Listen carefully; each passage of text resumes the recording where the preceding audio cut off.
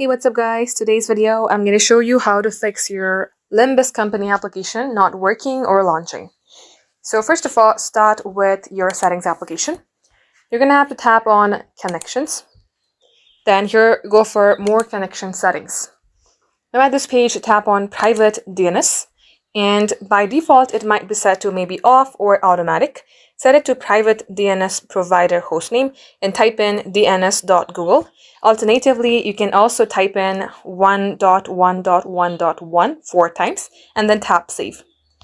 Now as you do that, you're going to have to restart your device. Once you have restarted your device, what you have to do is head over to your settings again. And then here, search for power or simply battery saving. So type in battery. Then you will see this adaptive battery.